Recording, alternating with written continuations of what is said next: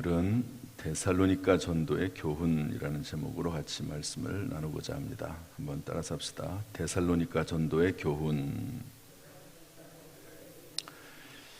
사도 바울은 이렇게 어느 지역에 가서 복음을 전하고, 그리고 또 이제 거기에 교회가 세워지면 또 다른 곳으로 옮겨 다니면서 교회를 개척했던 그런 분이 사도 바울입니다. 우리가 이번에 팔라원의 영어 선교 캠프를 가는데 그 배문성 선교사님이 이제 거기에 계시는데, 이분은 그곳에서 교회를, 이렇게 팔라완이 섬이거든요. 근데 그곳에서 교회를 한 30개 정도를 이렇게 세웠습니다. 참 놀라운 일이죠.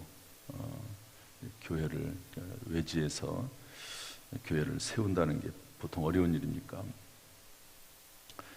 워낙 성실하시고, 또 이제 신학대학도 세우고, 최근에는 이제 고등학교를 세웠더라고요. 고등학교를. 이제 필리핀이라고 하는 나라가 이게 그냥 하나로 학교가 돼 있습니다. 유치원을 졸업하면 그냥 10년 이렇게 딱 1학년부터 10학년까지 이렇게 돼 있는데, 이제 다른 나라들과 보조를 맞추기 위해서 이제 하이스쿨이죠, 고등학교를 정부가 정책적으로 이렇게 만들게 되는데, 이제 그 고등학교도 세우기도 하는 이런 분이십니다. 참 열심히. 그래서 이분의 열심, 또 영성, 또 이분의 또 실력, 이런 것들이 참 귀하고, 이분을 통해서 배우는 게 많을 것 같아서, 그것도 이제 팔라완에 이제 우리 학생들을 보내게 된 계기도 있습니다. 어쨌든 이 교회를 이렇게 계속해서 만들어 나가는 분이 이제 사도 바울인데요. 어느 지역을 가든지 간에 꼭 거점이 있습니다. 거점. 그리고 꼭 회당에서 복음을 전했거든요.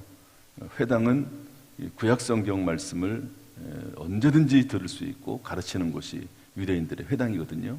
그러니까 이 회당에서 꼭 복음을 전했습니다. 왜냐하면 기본적으로 이 사람들은 하나님을 아니까. 그래서 조금 더 이제 전도적인 어떤 분의 전도의 표현에 의하면 이제 생고구마가 아니고 어느 정도 익은 고구마죠. 익은 고구마. 그리고 B형 A형 불신자입니다. A형 불신자. 어느 정도 이제 하나님에 대해서 아는 사람들. 또 B형 불신자들은 전혀 하나님을 모르는 이제 이런 사람들이거든요. 그래서 회당에 가서 꼭 이제 복음을 전하는데, 또 이제 거점이 있었는데요. 거점이 여러분 오늘 어제까지 제가 말씀드렸던 빌립보서에서는 그 거점이 어디였죠? 루디아라고 하는 여인의 집. 그리고 거기에 간수가 더해져 가지고 이제 교회가 만들어지는 그런 형태로 되지 않습니까? 그런데 데살로니가 교회에서는 어느 곳을 거점으로 삼았냐면 야손이라고 하는 사람의 집에 거했습니다. 야손. 빌립보에서는 루디아의 집에서 거하면서 복음을 전했고, 이 데살로니가에서는 야손이라고 하는 사람의 집에서. 참 하나님께서 이런 것들을 예비하세요. 참 놀랍습니다. 사도 바울은 처음 가는 곳이거든요. 빌립보라든지 데살로니가라든지. 그런데 하나님께서 꼭 그런 집들을 예비하세요. 그래서 거기에서 복음을 전하는데요. 회당에서 이제 복음을 전하는데, 우리 한번 읽어보겠습니다. 2절부터 3절 다 같이 한번 읽어보겠습니다. 시작. 바울이 자기의 관례대로 그들에게로 들어가서 새 안식일에 성경을 가지고 강론하며 뜻을 풀어 그리스도가 해를 받고 죽은 자 가운데서 다시 살아나야 할 것을 증언하고 이르되, 내가 너희에게 전하는 이 예수가 곧 그리스도라니. 한번 따라서 합시다. 예수가 그리스도다. 사도 바울은 항상 이 얘기했습니다. 예수가 그리스도다. 그리스도라고 하는 말은 메시아, 다른 성경에 보면은 그리스도, 그리고 가로 열고 곧 메시아 이렇게 되어 있거든요. 메시아라는 말이 이제 구약 성경의 구원자라고 하는 의미입니다. 그러니까 사람을, 개인을 구원하고 인류를 구원하고 가정을 구원할 수 있는 그 인생에 영원한 생명을 줄 수 있는 그분이 바로 예수다 하는 것이죠. 그리고 예수가 누구냐라고 조금 더 자세히 얘기할 때 예수는 우리를 위해서 해를 받아서 십자가에서 죽으시고 그리고 다시 살아나신 분이시다. 3일 만에 다시 살아나셔서 하나님의 아들로 인정되신 분이시다 라고 하는 거죠. 여러분, 이것이 사도 바울이 전하는 것이었는데요. 전하는 것인데 2절 뒷부분에 보면 성경을 가지고 강론하여 이렇게 되어 있습니다. 그러니까 성경의 메시지가 뭐냐? 예수가 그리스도다.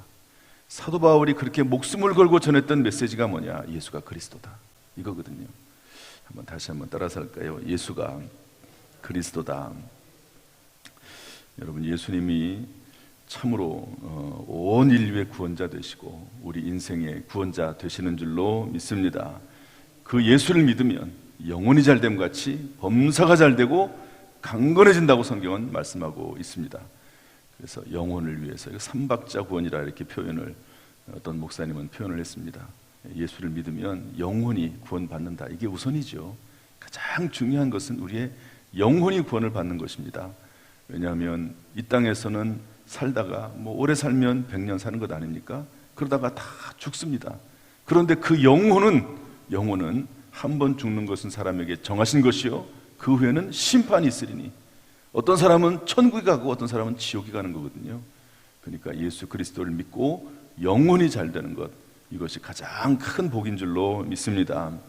그리고 나서 믿음으로 살면, 말씀대로 살면, 하나님의 뜻 가운데 거하면 하나님께서 범사가 잘 되게 해주시고 또 육체까지도 건강하게 하시는 그런 은혜가 복음 안에, 그리스도 예수 안에 우리에게 주신 축복인 줄로 믿습니다. 그래서 이제 첫 번째 이런 말씀을 전했고요. 그랬더니 본문을 통해서 받을 수 있는 교훈은요, 따르는 사람들이 있었고 또 시기하는 사람들도 나타나게 됩니다. 꼭 이 하나님의 복음이 전파될 때는 두 종류의 사람이 나타나요. 두 종류의 사람이 그 말씀을 듣고 은혜 받는 사람, 그러나 또 그렇지 않고 시기하는 사람, 시험 받는 사람, 이런 사람들도 있는데요. 우리 4절 말씀 한번 읽어보겠습니다. 4절 말씀 다 같이 시작. 그 중에 어떤 사람 곧 경건한 헬라인의 큰 무리와 적지 않은 귀부인도 고난을 받고 바울과 실라를 따르나. 여러분, 하나님 말씀이 증거되면 그 말씀을 믿음으로 잘 받아들이는 저와 여러분이 되어야 될 줄로 믿습니다. 그것도 하나님의 은혜입니다. 그래서 요한복음 1장 말씀 보면 40절부터 42절 말씀 보면 세례 요한의 말을 듣고 따르는 사람 중에 하나는 안드레라고 되어 있습니다. 그래서 그 안드레가 형제 시몬을 찾아 이야기하죠. 그랬더니 시몬은 베드로입니다. 베드로도 예수님에게 와서 예수님을 따랐다, 이런 말씀이 나오거든요. 이게 참 말씀을 듣고 따르는 사람이 있고요. 또 그리고 그 말씀을 또 듣고 그 따르는 사람을 통해서 말씀을 듣고 또 따르는 사람도 있습니다. 참 이것이 놀라운 일입니다. 저와 여러분은 하나님의 은혜로 예수 그리스도를 따르게 되고 하나님을 섬기게 된 참으로 복 중에 복을 받은 인생인 줄로 믿습니다. 가장 큰 행복은, 가장 큰 축복은 예수 그리스도를 믿고 그 영혼이 구원받고 예수님의 지혜와 능력을 받아 살아나가는 사람들이 가장 행복한 사람이고 복된 사람입니다. 여러분, 이 사실, 이 믿음 가운데 흔들림 없이 확신 가운데 주님을 따르는 저와 여러분 될 수 있기를 주님의 이름으로 축복합니다. 마지막 세 번째로요, 5절 말씀인데 5절 말씀 한번 읽어보겠습니다. 다 같이 시작. 그러나 유대인들은 시기하여 저자의 어떤 불량한 사람들을 데리고 때를 지어 성을 소동하게 하여 야손의 집에 침입하여 그들을 백성에게 끌어내려고 찾았으나, 불량한 사람들을 끌어들여서 일단 시기하는 거죠. 이 말씀을 사도 바울이 전하는데 사람들이 막 다 따르거든요. 그러니까 여러분 말씀을 듣고 야 저런 사람들이 저렇게 저 말씀을 듣고 따르는구나. 그러면 거기에 귀를 기울이고 관심을 가지고 겸손한 마음으로 따르고 듣고 하는 것이 일반적인 모습일 겁니다. 그런데 시기에서 불량한 사람들, 이 동네 깡패 같은 사람들, 이런 사람들을 끌어들여 가지고요, 건달들 이런 사람들을 끌어가지고 소동을 막 시키는 겁니다. 그래가지고 곡해하는 거죠. 말을 곡해하는 겁니다. 여기 뭐라고 되어 있냐면 7절 말씀 보면 야손이 그들을 맞아들였도다. 이 사람들이 다 가이사의 명을 거역하여, 가이사는 황제입니다. 다른 임금 곧 예수라는 이가 있다 하더이다 하니, 이렇게 되어 있습니다. 다른 임금은 누굽니까? 황제. 그 가이사 로마 황제가 왕이 아니고 예수가 왕이다. 이 말이 신학적으로는 맞죠. 그러나 정치적인 용어는 아니거든요. 정치적으로 예수님께서 영적으로 또 우리의 종교적으로 신앙적으로 왕이라는 의미지. 물론 이제 전체 온 인류를 통치하는 왕이라고 하는 의미는 맞습니다. 그러나 로마에 대적을 해서 로마 황제에 대적을 해가지고 로마 황제를 뭐 넘어뜨리려고 한다든지 뭐 전복시키려고 한다든지 그런 의미가 아니거든요. 그런데 그럼에도 불구하고 다른 임금 곧 예수를 전한다. 예수가 그리스도라고 전했지 예수가 임금이라고 왕이라고 그렇게 전하진 않았잖아요. 근데 이것을 이렇게 바꾸는 겁니다. 곡해하는 거죠. 그래서 고발하고 그러니까 이제 사도 바울이 이제 또 다른 곳으로 장소를 옮길 수밖에 없는 상황이 되고, 어쨌든 야손의 집을 중심으로 해서 또 교회가 세워지게 됩니다. 어쨌든 여러분, 이 시기라고 하는 것은 참 무섭습니다. 시기, 원망, 불평, 낙심 이런 것들은 참 무서워요. 잠언서 14장 30절에 보면 평온한 마음은 육신의 생명이나 시기는 뼈를 썩게 하느니라. 마태복음 27장 17절 18절 보면 빌라도가 예수님을 재판하죠. 그때 재판을 해보니까 사람들이 예수를 십자가에 못 박으러 가는 이유가 뭐냐면 시기로, 예수님을 시기함으로 예수를 넘겨줬다, 이렇게 판단하지 않습니까? 그렇지만 빌라도가 이 정치적인 이유 때문에 이렇게 시끄러우니까 그냥 예수를 십자가에 넘기도록 하는 것을 볼 수가 있습니다. 이 시기가 참 무서워요. 다른 사람이 잘 되는 것을 보면 시기하게 되고, 사람의 육체가 늘 유혹을 받아서 사탄 마귀가 계속해서 악한 생각을 집어넣어 주기 때문에 사람은 시기하는 마음이 생길 수가 있거든요. 이 교연에서도 보면은요, 참 시기가 무섭습니다. 시기가. 그래서 참 이렇게 어떤 그래서 교회 목사님은 성도들을 칭찬하지 않는데요. 칭찬하지 않는답니다. 왜냐하면 칭찬하면 그 칭찬받는 사람이 시기의 대상이 돼가지고 오히려 칭찬받는 사람이 해를 당하는 그런 일도 있을 수가 있으니까 칭찬을 하지 않는다, 이런 분도 계시더라고요. 그러나 꼭 뭐 그래야 되는 것은 아니죠. 칭찬도 하고 또 때때로 꾸지람도 하고 그러면서 이제 교회가 진행되어 나간다고 봅니다. 어쨌든 이 시기하는 거, 우리 성도들 가운데 그런 마음은 뭐 없을 거라고 생각이 되지만, 혹시 다른 분들이 다 잘하면 더 격려하고 칭찬하고 또 잘했다고 인정해주고 그러는 모습들이 있는 교회가 되어야 될 줄로 믿습니다. 복음으로 늘 무장하고 오늘도 감사함으로, 기쁨으로, 즐거움으로 또 겸손함으로 하나님을 섬기고 오늘도 주 안에서 승리하는 저와 여러분 될 수 있기를 주님의 이름으로 축원합니다. 예수가 그리스도입니다. 예수가 구원자입니다.